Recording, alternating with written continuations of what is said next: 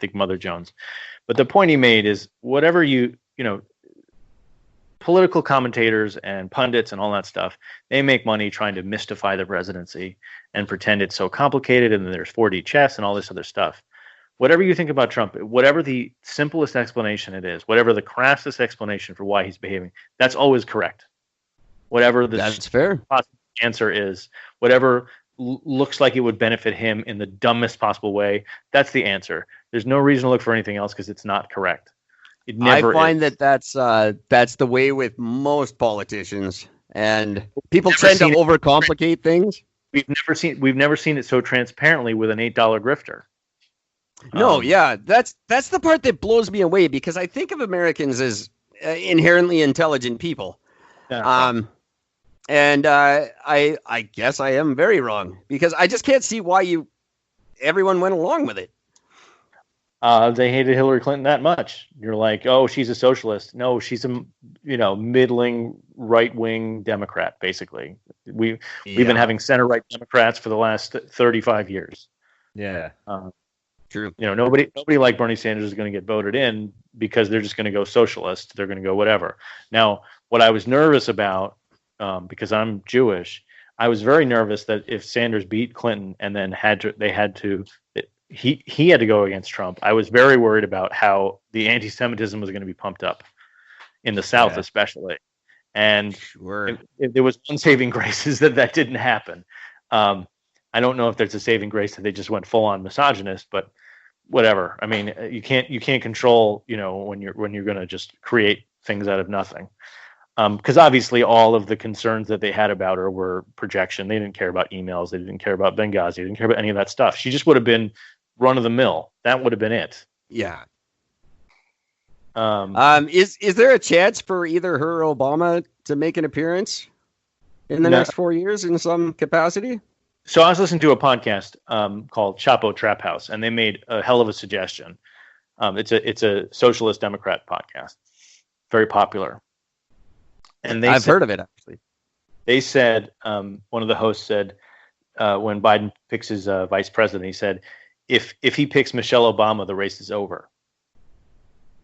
Oh, brilliant! Because there was no person more popular than her, and if it would be over. What is the point? You have checked all the boxes. You have black woman who was popular. You were going to get 99% of the black vote. And white women are not going to go to Trump nearly at that rate. And you're just going to get, the angry, what are they calling them now? Karens. Yeah. That's Karens, yeah. I hate that term. I don't know why. It just bugs me. Well, at least it's all encompassing. I don't know what the other option is. Yeah. I mean, how do you sum up the nosy white woman who wants to feel aggrieved and wants to means life. It means nothing to you, but up here I call them Whole Foods shoppers.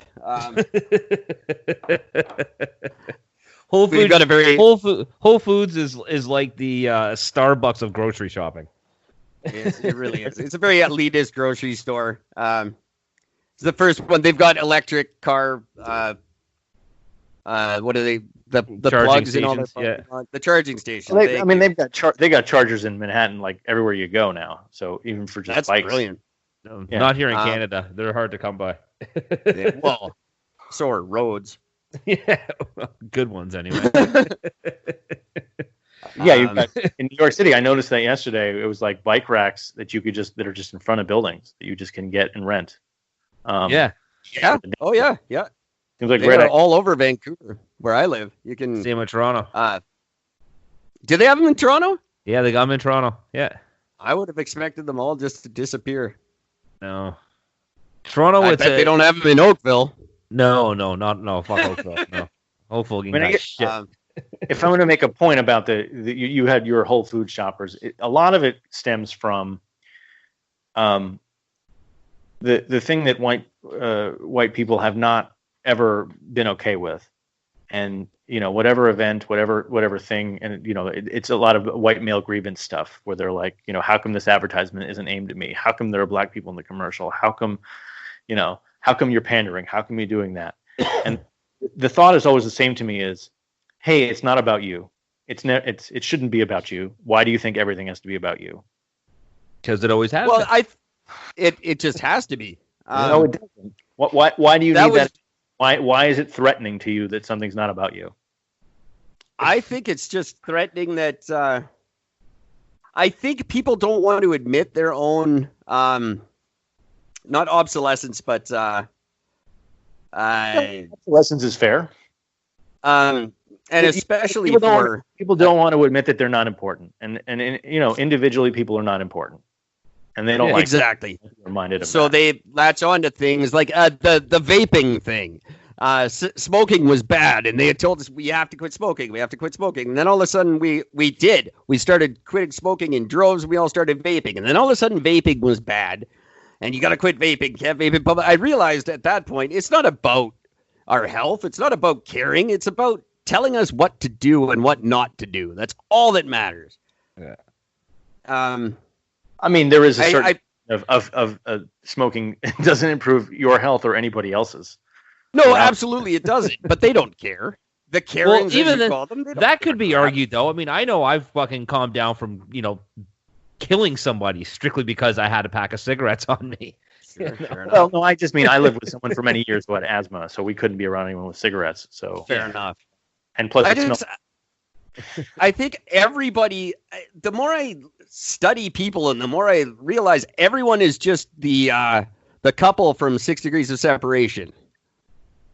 Yeah, but it's that movie is, and that play is basically a parody of a white savior narrative. It's the sharpest white savior narrative satire I think I've ever seen. Oh, it's amazing. I've never seen the play.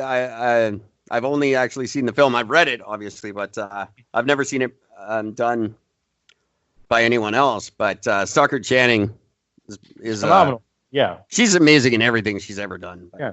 If you ever watched that audition she does for Lois Lane, she absolutely blows Christopher Reeve off the screen, and you're like, no wonder they didn't cast her. Would be a totally different. I think those rehearsal tapes must be on YouTube, or maybe they're on a DVD. But I watched them like, oh my god, is she good? And not would have left him in the dust. He was not a particularly strong actor, so he was more. People just genuinely disappoint me in that way. Just a little off topic on that, but the only play I've seen done where it almost held up to the film was Glengarry Glen Ross. I saw a few years ago with what's his name? The newer version, because in the original play, in college I wrote here you can see it. See, there's that copy, Glengarry Glen Ross. Can you see it? Oh yeah, I can see. I saw it in 2012 with Eric McCormack. Okay, I haven't seen that one, but the original version of the play, the Alec Baldwin scene from the movie, is not in there, and it's just the information is doled out, but there isn't a significant scene where someone comes in and explains the plot, because what is Alec Baldwin but exposition? Yeah, he's just giving you the backstory. So in the play, all that information comes out through the dialogue, and Mamet invented that scene for the movie. But I understand that later on, in later versions of the play, after the movie had come out and that scene was so famous, they then added that to the play. Yeah, it was in the one I saw. It was the first time I had seen a play after a movie, was actually quite impressed with it. I was really impressed with Eric McCormack, because I'd never seen him do anything other than that sitcom. Right.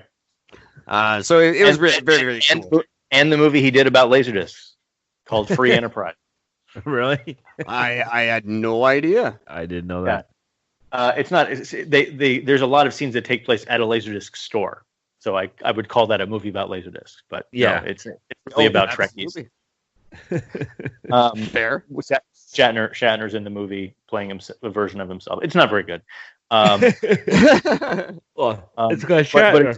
But your point about 6 Degrees Separation is interesting, because I've always thought of that as like a very strong satire of white guilt, and about the need for white people to feel involved in Black lives in the most condescending way possible.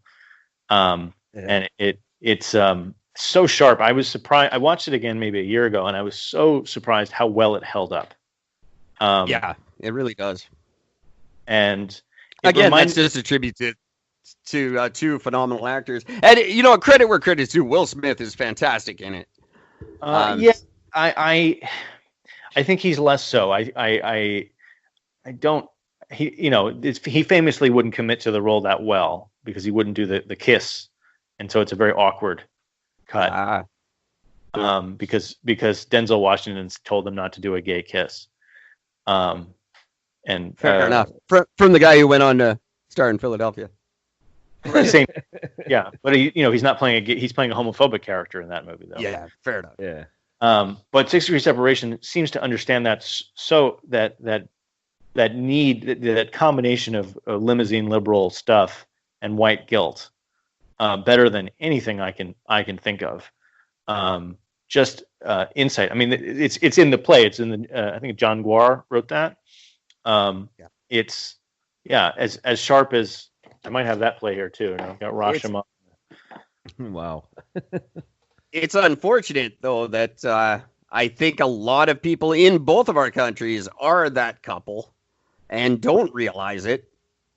And I'm not very optimistic for the next maybe 20 years, 30 years, unless there's some real change. I mean, in what sense? What kind of change? Total change in government. Yeah. Now, when I speak change, I'm very radical in what I would like to see happen. I think both our political systems need to be scrapped. They're failures. You can go modified socialist and go that way. I mean, that's kind of what we're doing right now by not just bailing out corporations, but we're bailing out the unemployed right now. Which is ridiculous. I don't believe in bailouts. I think 2008 was a huge miss. We had a great opportunity. I think too big to fail that's a ridiculous concept. Of course, it's not true. Nothing should be too. We missed an opportunity to change the whole economic landscape forever, and we can't go back on it. We'll never get that opportunity again. But I would like to think that we could. I would like to see more regular citizens getting involved, more people voting for ordinary guys. I know it sounds way radical and idealistic, but it could work, and it could actually change things. I guess it depends on where you want it, because every time there is a theoretical radical, there's huge pushback. Because the idea behind Trump was that, he's this radical, he's going to do wild things, and it just turned out to be, a kleptomaniac who just follows around whatever Republican policy is put in front of his face because he's not curious about reading anything. Yeah, I think the party system has to be scrapped. I think the whole idea of like super PACs and bullshit lobbyists, it's got to go.